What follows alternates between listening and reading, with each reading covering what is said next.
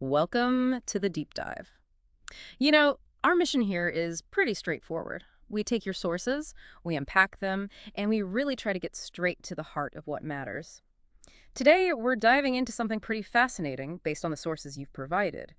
It's about the changing world of news media, specifically looking at this contrast the sources draw between what they label Gody media and independent media. And they suggest it's less about news, more a fight of drama. Exactly. And that's really the core question for this deep dive, isn't it? What are the fundamental differences in approach that these sources are describing? And crucially, what does it all mean for us, as people who consume the news? We'll be looking closely at the descriptions, the language used in your source material, just dissecting those perspectives without taking any side ourselves. It's purely about what the sources show. Okay, so let's start unpacking. The sources, they really kick off with a strong image of this Gody media. What's the first thing they highlight? Well, the sources immediately jump into this idea of theatricality, a big performance. They use this phrase, channels that ride the government. Not just follow, but ride. It sort of suggests this really, really close alignment, and then they talk about a lack of logic and, debates with spin. Debates with spit. Wow, that paints a picture, doesn't it? And the sources give some pretty wild examples, too. There's talk of reporters who apparently just shout a lot on camera. And then that example, which just, well, it's bizarre. Has China infiltrated our Pokoras? You have to ask, is the aim information or just like maximum noise? Exactly. And that theatricality, sources highlighted, again, with another, let's say, memorable example. An anchor asking, and this is a direct quote from the material, "So tell me, Panda G, will Baba Parmal Das's palace be built on Mars? Or is this also an opposition conspiracy?" Hmm.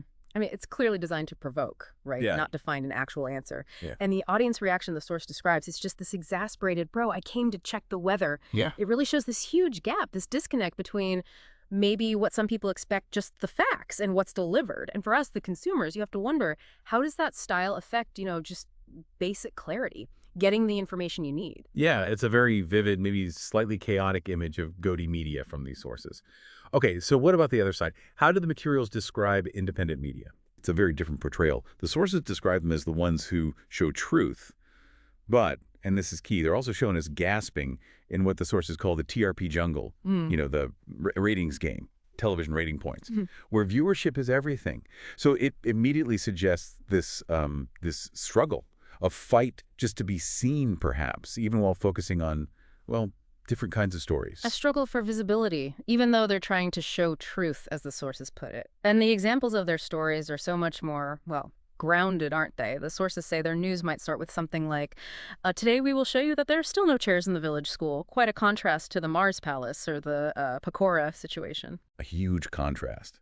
And the sources then detail these alleged consequences for doing that kind of reporting.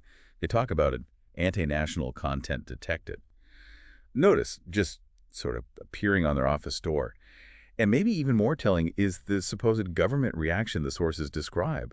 Why are you showing so much truth, brother? People will get scared. Yeah.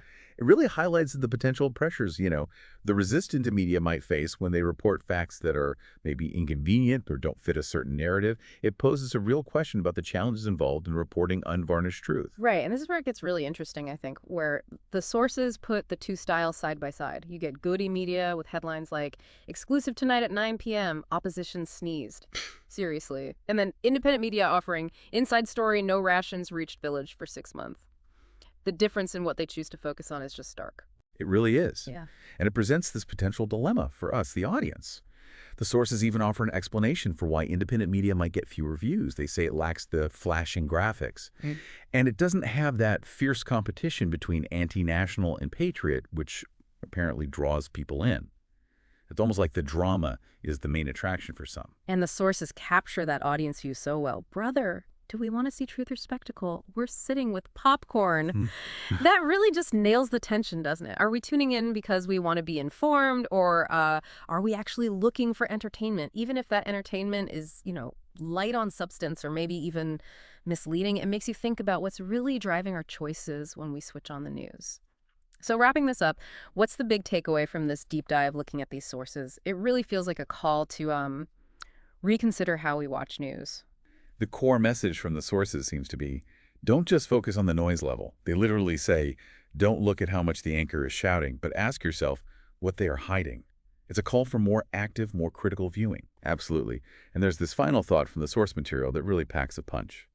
It says the country will change when we consider news a responsibility, not entertainment. Really puts the onus back on us, doesn't it, as the audience? It asks about our role in shaping the whole media environment. If the demand shifts, if we demand responsibility over spectacle, well, what happens then? It suggests our viewing habits have real power. They really do.